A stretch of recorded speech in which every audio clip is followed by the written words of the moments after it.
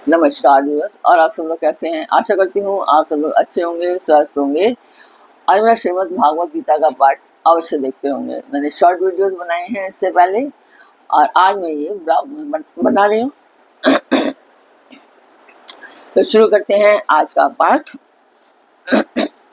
कर्मणा हि एव हि संसितम् अस्थितः जनकादयः लोक संग्रहम् एवपि संपश्यन् कर्तुम् अर्हसि। तो इसका हिंदी रूपांतरण हुआ कि जनक आदि ज्ञानी जन भी आसक्ति रहित कर्म द्वारा ही, आसक्ति रहित यहाँ पर कर्म द्वारा कहा गया है, कर्म द्वारा ही परम सिद्धि को प्राप्त हुए थे। इसलिए तथा लोक संग्रह को देखते हुए भी तू कर्म करने को ही योग्य है, अर्थात तुझे कर्म करना ही उचित है। आगे भगवान कहते हैं कि राजा जनक की भांति ममता, आसक्ति और कामना का त्याग करके केवल परमात्मा की प्राप्ति के लिए ही कर्म करने वाले अशुपति, इक्ष्वाकु, प्रहलाद, अम्बरीश आदि महापुरुष हो चुके थे। यानी कि जनक से पहले, राजा जनक से पहले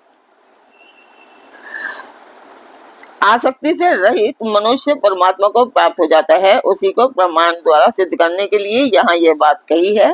पूर्व काल में जनक आदि, मतलब जनक जैसे और भी लोग, जो जनक आदि प्रधान महापुरुष भी आसक्ति रहित कर्मों के द्वारा ही परम सिद्धि को प्राप्त हुए थे।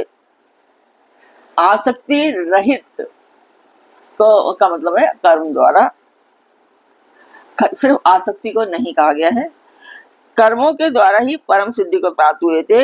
अभिप्राय यह है कि अचानक बहुत से महापुरुष ममता, आसक्ति और कामना का त्याग करके कर्मयोग द्वारा परमात्मा को प्राप्त हो चुके हैं। यह कोई नई बात नहीं है, अतः यह परमात्मा की प्राप्ति का स्वतंत्र और निश्चित मार्ग है।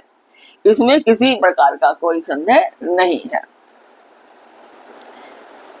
आगे कहते हैं कि आसक्ति रहित कर्मों द्वारा जिसका अंतःकरण शुद्ध हो जाता है, उसे परमात्मा की कृपा से तत्व ज्ञान अपने आप मिल जाता है। इसलिए यहाँ आसक्ति रहित कर्मों को परमात्मा की प्राप्ति में द्वार बताया गया है।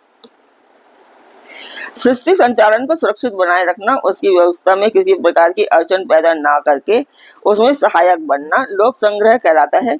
अर्थात समस्त प्राणियों के भरण पोषण और रक्षण का दायित्व मनुष्य पर है। अतः अपने वर्ण, आश्रम, स्वभाव और परिस्थिति के अनुसार कर्तव्य कर्मों का भली भांति आचरण करके जो दूसरे लोगों को अपने आदर्श के द्वारा दुर्गुण दुराचार से हटाकर स्वधर्म में लगाए रखते हैं, यही लोक संग्रह है।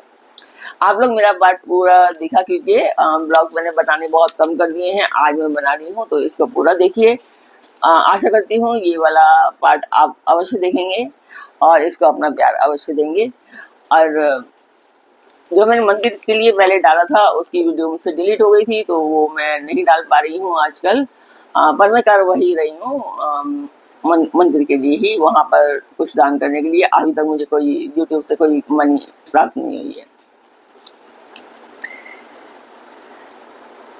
यहाँ अर्जुन को लोक संग्रह की ओर देखते हुए भी कर्म करना उचित बताकर भगवान ने ये भाव दिखाया है कि कल्याण चाहने वाले मनुष्य को परम श्रेय रूप परमेश्वर की प्राप्ति के लिए तो आसक्ति से रहित होकर कर्म करना उचित है।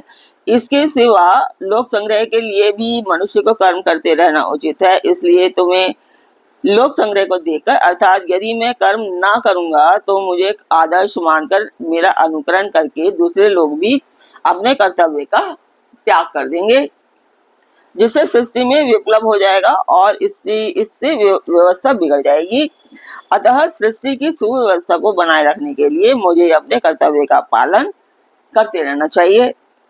यह सोचकर भी कर्म करना ही उचित है, उसका त्याग करना तुम्हारे लिए किसी प्रकार से उचित नहीं है। आगे कहते हैं कि ज्ञानी के लिए अपना कोई कर्तव्य नहीं होता, इससे उसके तो सभी कर्म लोक संग्रहार्थ ही होते हैं, परंतु ज्ञानी को आदर्श मानकर साधक भी लोक संग्रहार्थ कर्म कर सकता है, अवश्य ही वह पूर्ण रूप से नहीं कर सकता, क्योंकि जब तक अज्ञान की पूर्णतः निवृत्ति नहीं हो जाती तब तक किसी न किसी अंश में स्वार्थ बना ही रहता है, और जब तक स्वार्थ का तनिक भी संबंध है तब तक पूर्ण रूप से केवल लोक संग्रहार्थ कर्म नहीं हो सकता। ज्ञानी के लिए कोई कर्तव्य ना होने पर भी वह जो कुछ भी कर्म करता है केवल लोगों को दिखाने के लिए नहीं करता। मन में कर्म का कोई महत्व ना हो और केवल ऊपर से लोगों को दिखलाने भर के लिए किया जाए, वह तो एक प्रकार का दंभ है, मतलब अपनी ताकत दिखाना है। अगर जो दिखाने के लिए कोई इंसान ये सब करता है तो ज्ञानी में दंभ नहीं रह सकता, अतः वह जो कुछ भी करता है लोक संग्रहार्थ आवश्यक महत्वपूर्ण समझ कर ही करता है। उसमें ना दिखाऊपन है और ना आसक्ति है, क्योंकि जो ज्ञानी होगा वो ज्ञान अपने ज्ञान की जरूर दिखाएगा और दूसरों को भी ज्ञान देगा, और ज्ञान में और ज्ञानी होकर के वो अपने लिए लोक संग्रह के लिए जरूर काम करेगा, क्योंकि ज्ञान में लोक संग्रह चीजें होती हैं। ना कामना है ना अहंकार ही है। ज्ञानी के कर्म किस भाव से होते हैं इसको कोई दूसरा नहीं जान पाता, इसी से उसके कर्मों में अत्यंत विलक्षणता मानी जाती है। तो आज का पाठ आपको मेरा कैसा लगा कमेंट बॉक्स में मुझे अवश्य बताएं। सब्सक्राइब करें, लाइक करें और शेयर करते रहिए। ओम कृष्णाय नमः।